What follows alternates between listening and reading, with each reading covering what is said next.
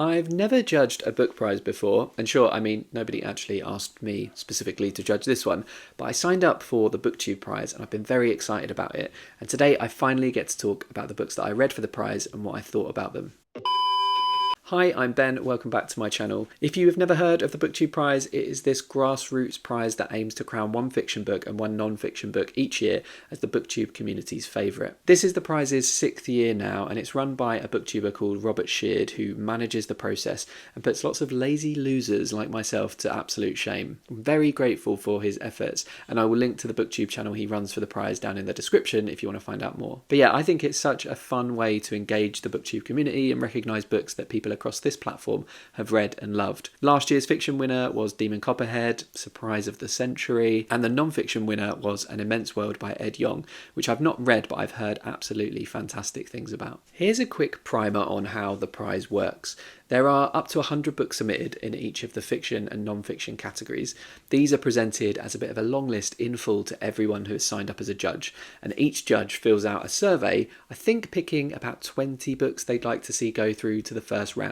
It doesn't matter at this point if you've read them or not, they're just ones that you either like, you're curious about, or ones that you're interested in. The results of that survey give us the first proper starting point of the prize, which is called the Octofinals, and it's named that because there are 8 groups in each category. The groups have 6 books each, meaning there are 48 fiction books and 48 non-fiction books in the running. Over a number of rounds, the number of books in the competition are halved and halved and halved again until there are only 6 books remaining, and from those 6, a champion is found. You sign up as a judge generally for either the fiction, non-fiction, or both, but then you also have to sign up for individual rounds, and I did that for the Octofinals months and months ago. To be honest, I completely forgot about it immediately until I received an email reminding me that I was in contention to receive a ballot. And I say in contention because there are always more judges than there are judging spots, and so it's a bit of a dice roll as to whether you'll actually be called up. It all feels a little bit like jury duty, doesn't it? Which I have done and found very, very interesting. I did end up being selected as a judge for the Octofinals,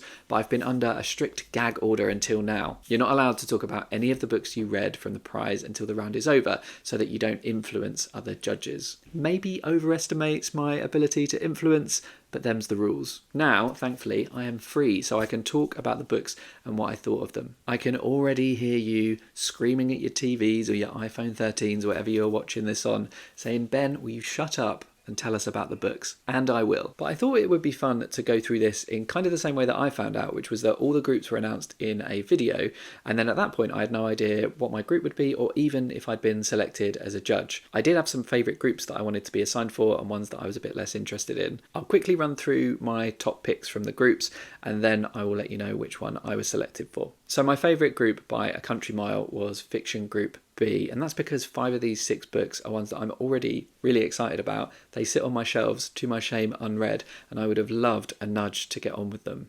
Northwoods is probably the standout here for me because people have just universally loved that book, but I am really interested in at least 5 of these. My second favourite was Group G, and that's because I think at this point I'd read either 2 or 3 of the books already, and it was me trying to be kind to myself and my TBR to not be overwhelmed by too much obligated reading. But the ones I hadn't read, like Tremor and The Shards, are ones that I'm really excited about getting to.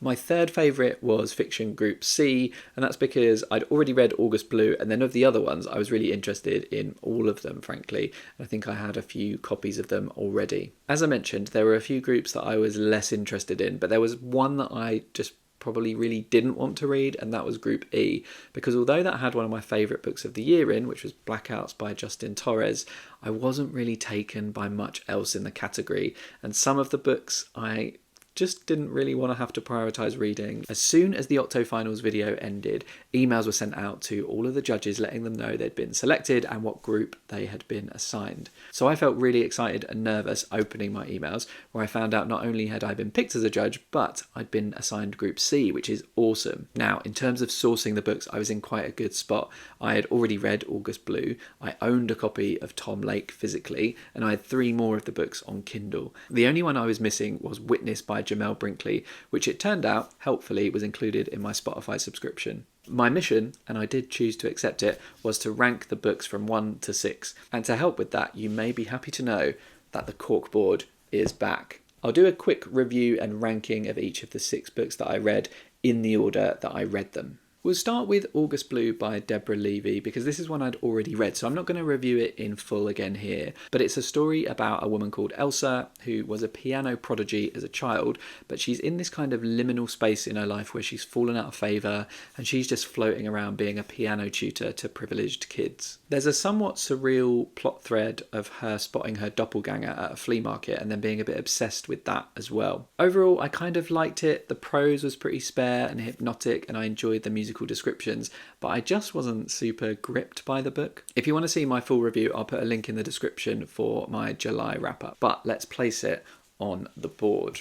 Now, when I did my first sentence ranking for the International Booker Prize, I had to do a lot of shuffling around the post-its. So I am very, very confident that this is not going to be my number one. So it's not going to sit in the number one spot straight away, but it could be top 3. So I'm going to pop it in spot 3 for now, and then we can evaluate all of the following books above or below this one. The second book I read was The Rachel Incident by Caroline O'Donoghue. This is a book people have been raving about and it's appeared on many best of the year lists, so I was very excited to give it a go. It's also from an Irish author, and if there's one thing we've learned in the last year, it's that Irish authors rarely miss. I'm actually starting to suspect that Irish children are being trained from a very young age to write spectacular prose, or they're being microdosed at school to give them some superior creative skill, because this is another absolute banger from the Emerald Isle. This book is about a woman called Rachel. She's a journalist in her 30s who, when covering an Irish TV show, is asked about someone she knew at university. Her mind immediately goes to her friend James, now a famous TV writer in New York, but she's actually being asked about an old professor. That's the jumping off point for Rachel to recount about a year of her life in which she met James and also became close with the professor and his wife. The novel is loads of fun without being light and fluffy.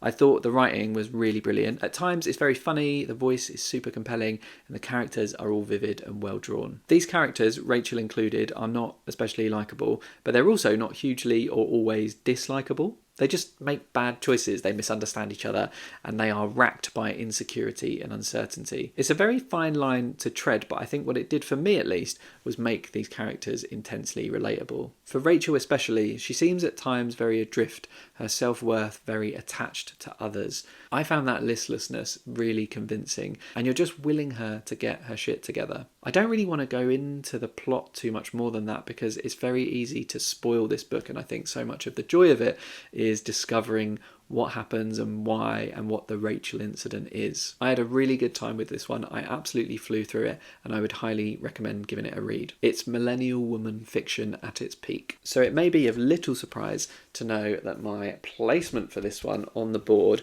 for now at least, is going to be in position 1. This book is brilliant. The next book that I tackled was Witness by Jamel Brinkley. This is a short story collection which was shortlisted for the National Book Award last year, and so I've been really intrigued to give it a go. I was very excited to read it because I'd read a few great collections lately, including things like The Secret Lives of Church Ladies, and it's kind of opened me up to wanting more short story collections. In this case, these are all independent stories and they're set mainly in Brooklyn in New York, where Brinkley lives and is from. My high-level summary of this book is just that I quite liked it, but I ultimately didn't massively jive with it, and so it didn't really work for me. The language was nice, but I didn't find it particularly remarkable, especially compared to some of the other books that I read for the prize. One story has really stuck with me though. There's one story called Sora, which is about a woman who is in this slightly parasocial relationship with a delivery person, writing letters to them that she never sends. I thought this was a really interesting character study that dealt with the intersectionality of race and gender and age, and it's told through the lens of a genuinely interesting person. I found myself just really, really rooting for her. There were a few other snatches of brilliance as well, a story told through the conceit of a particular photograph or the deepening of the life and background of a homeless man known to a group of kids. And the themes were really interesting in theory.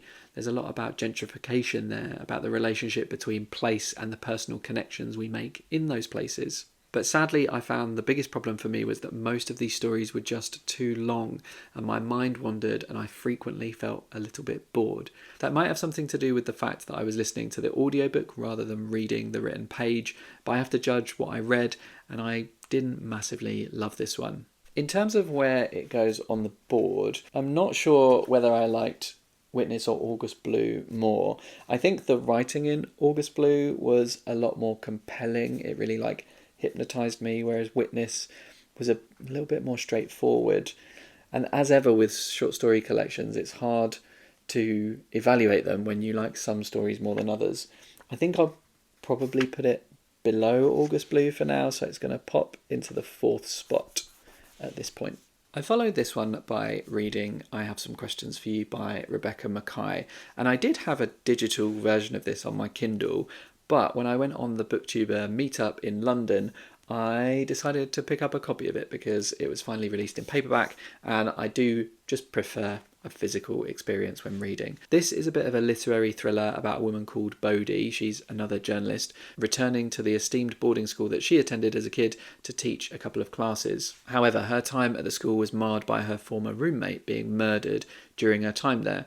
The case was seemingly solved and a black man who worked at the school was found guilty and imprisoned, but the evidence wasn't really compelling and the internet is awash with true crime fans theorising about what really happened. We get glimpses of Bodhi being a little predisposed to falling down the rabbit hole on this stuff. She lets herself get carried away and loses hours doing the worst kind of doom scrolling and reading online comments. This immediately gave me vibes very redolent of the Serial podcast, specifically season 1. Online true crime obsession, fallibility of memory, how memories are always lurking, waiting to be brought to the surface, but ultimately quite unreliable. Even the murder and prosecution details reminded me of that story, and I assume it was drawing intentional parallels. Anyway, one of the classes that Bodhi is teaching is in podcasting, because it turns out she's also a successful podcast host, and this fancy-ass school likes to include some weird classes like this so that they can put it into their prospectus. One of the students in the class wants to focus her podcast project on the murder of Bodhi's roommate, and Bodhi doesn't convince her otherwise. If anything, she kind of enables it. What follows is an unravelling of what happened, which is laced with critique of the judiciary and a lot of commentary about the good and bad of public participation in the justice system. There is a heck of a lot crammed into this novel. The position of women in society is never too far from the surface, with Bodhi repeatedly asked who is looking after her kids while she's on this trip. Cancel culture is tackled when her semi-estranged husband is the subject of a not quite clear-cut allegation of historical abuse, and race is a central and integral part to both the core plot and a number of subplots. I know there are other people who have read this book and don't see the race aspect as being particularly successful. One review I saw on Goodreads dismissed this book as "White Woman Learns About Racism," but I don't think that's completely fair, and I think Makkai has been very careful in choosing the perspective from which to tell this story. Bodhi is not presented as any sort of saviour or a perfect person. She is deeply, deeply flawed. And I don't even see her actions in the present day of the novel as being particularly redemptive either. But she's a good focal point for this author to structure the story around. I really enjoyed this and I found it very propulsive reading. I think it had a lot to say about how we let bad things happen to women again and again and again, but then let the wrong people be punished again and again and again as well. I liked how it built up to a point of recognising what happened, but then went beyond it and showed how drawn out these things are, how full of false starts. I liked that it wasn't conclusive. If you're expecting a typical thriller or for some shocking revelations, I think you'll be maybe a little bit disappointed by this, but I certainly wasn't. I loved it. So let's place it on the board. Now, I think you may be able to tell from my review that I liked it a little bit more than August Blue and Witness. So the question is it going to go in position 2 or is it going to usurp the Rachel incident in slot 1? I'm not sure the writing is quite as accomplished as the Rachel incident. I think that voice was a lot stronger and I think the plot was a lot more realistic in the Rachel incident. So I enjoyed that book a bit more. It felt a bit more unhinged, untethered, more relatable.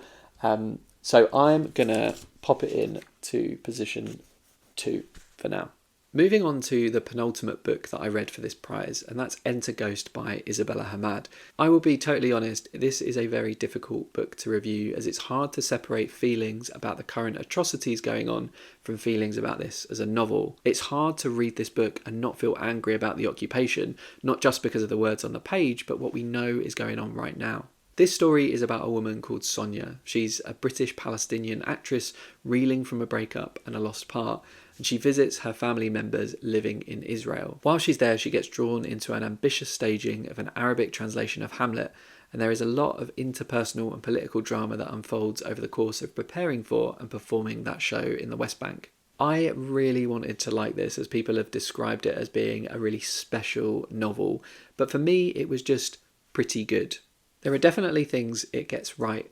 There's something in here about everyone having a Nakba story, and this book does a really fantastic job at disaggregating those experiences, articulating the huge variety of experiences of the Palestinian people. Some live inside the state of Israel, some in the occupied Palestinian territories. Many people were displaced, but Sonia's family were not. Sonia's sister is not originally from Palestine, but she's moved back to a historic city of Palestine that's now part of Israel called Haifa, and she's teaching at an Israeli university. Every character has these slightly different experiences that really brings the many-layered and many-sided plight of the Palestinian people into relief. I also really enjoyed the minutiae of the theatre preparations. Believe it or not, I was in a few university productions, so that appealed to me. It was really fun to peek behind the curtain, and the person putting on the show and running it and directing it was called Mariam, and she was just a very impressive character in terms of her grit and determination for making the show happen. Probably the thing I liked most, though, was that the novel grapples with these opposing ideas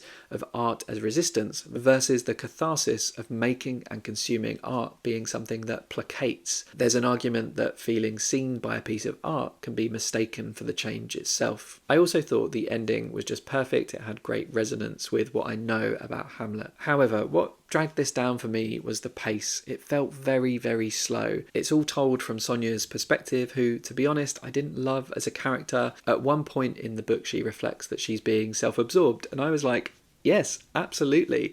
Her character's personality is clearly intentional, it just didn't work for me to be stuck in her head. There are also parts written like a script, which was fine, but I couldn't really get my head around when and why it was being used.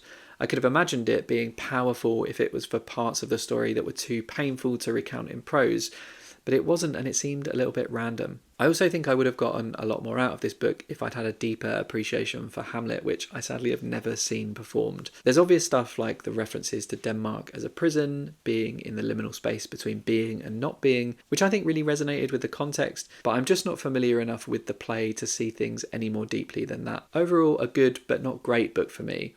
Although in making this review, it's become apparent that it's made me think a lot more than some of the other books.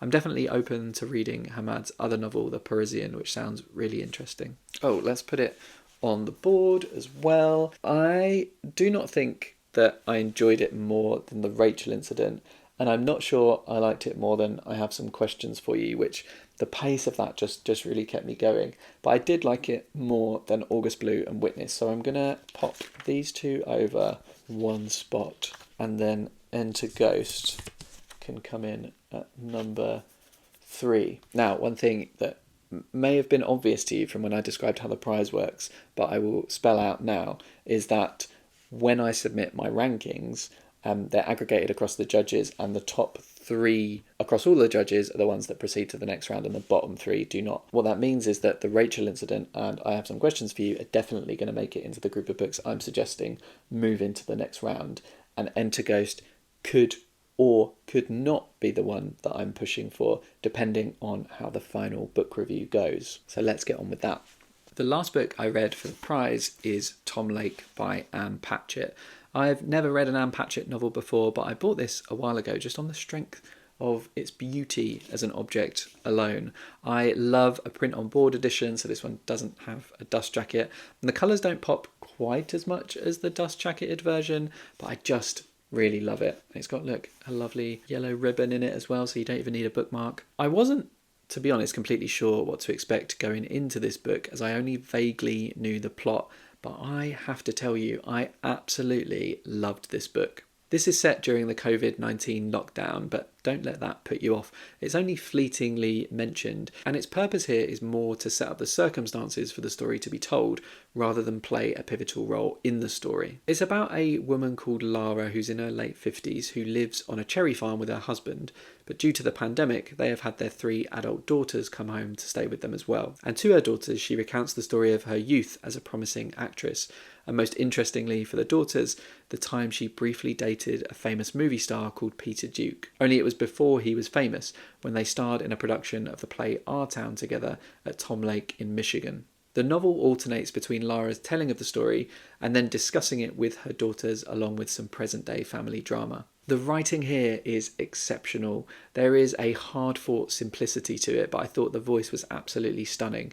I fell for Lara as this extremely complex character, full of wants and desires and nostalgia, and often not for the moments you think. I loved that what she wanted and was wistful for were not the same things her daughters expected her to feel, and there was a lot explored in the space between the two. There is so much in this book about how fixated we can get on glamour and Hollywood and success, but how it isn't all it's cracked up to be. The daughters romanticise the relationship with Duke, imagine all the things that could have been, the life of apparent luxury, forgetting that they only exist because of the choices Lara did make and how they were the most precious things in Lara's life. They can't imagine giving birth to them being more exciting than a summer spent with Duke. I also really liked how the pandemic aspect of the story was used. As I mentioned, it's not front and centre in this book, but it is integral to creating the conditions for Lara to tell her story. It really had me thinking about how much we don't know about those closest to us. Even when we know about some major arc of their life, some experience they might have had, we fill in a lot of the details without ever really knowing the truth. With nothing else to do, no dreams to pursue or outside world to distract them, this family learned new things about themselves and each other. I've seen some negative reviews that criticise this book as slow, but I didn't find it slow at all. I loved the pace at which it revealed itself, love how we learned the origins of each of the daughters' names in turn, not as an explicit structure, but just as the story took shape. Her daughters could be seen as representative of the different parts of Lara, and that does make sense, but they are also distinct and interesting characters all of their own. I do think a big part of my enjoyment stemmed from how I experienced this one. I both read the physical book and listened to the audio at the same time, and that audiobook is narrated by Meryl Streep, and her narration was just perfect for this story. I don't think it was just because it was Meryl Streep that I liked it. I've listened to her narrate Nora Ephron's Heartburn and I didn't really like that book very much, but here it was so good and it added so much to my enjoyment. You might be able to tell from my gushing review what is about to happen, and that is that Tom Lake is going to steamroll in and take the top spot. So I'm going to move all of these over.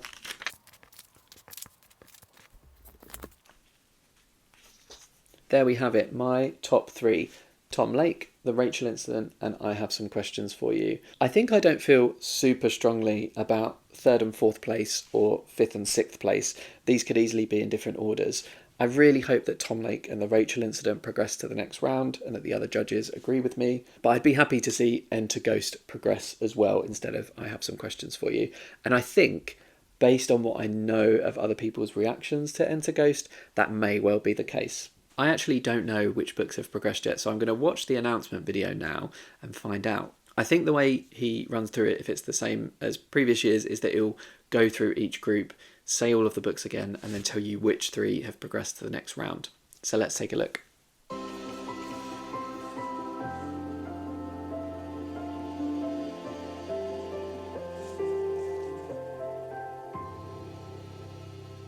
What lovely graphics. Hi BookTube, welcome to the 6th annual BookTube Prize. My name is Robert Sheard and today we're here to announce the results of round 1, the Octofinals, and also the pairings for round 2, the quarterfinals in both divisions, fiction and nonfiction. If you're new to the BookTube Prize, our format is pretty straightforward. We begin the prize with 48 books. I'll just pause there. I'm not going to run through all of the rules again because I've already blathered on about that. So I'm going to just try and find the point at which they're going to announce which books made it from Group C. Okay, found it, and I'm glad I did this because all of the non-fiction ones were first anyway. So I've scrubbed through about 3/4 into the video. In Group C, the 6 books were Witness, Stories by Jamel Brinkley. I Have Some Questions for You by Rebecca Makkai. August Blue by Deborah Levy. Tom Lake by Ann Patchett. Enter Ghost by Isabella Hammad. and The Rachel Incident by Caroline O'Donoghue. And the 3 books advancing to the quarterfinals are Tom Lake, Enter Ghost, and The Rachel Incident. Yeah, so that's not a huge surprise, kind of in line with what I was thinking or hoping for. 2 out of my 3 picks made it. I'm so pleased for Tom Lake. The Rachel Incident very much deserves to be there, and Enter Ghost is a very, very worthy title, so it's cool to see that one rewarded and make it through to the next round.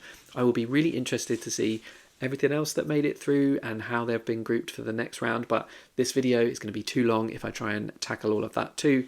So I will link in the description to that announcement video and you'll be able to check it out for yourself. That's all for today's video. If you liked it, please do give the video a thumbs up. It really helps the channel out. And if you'd like to see more from me, then hit the subscribe button and you'll get a new video about once a week. But until next time, toodles.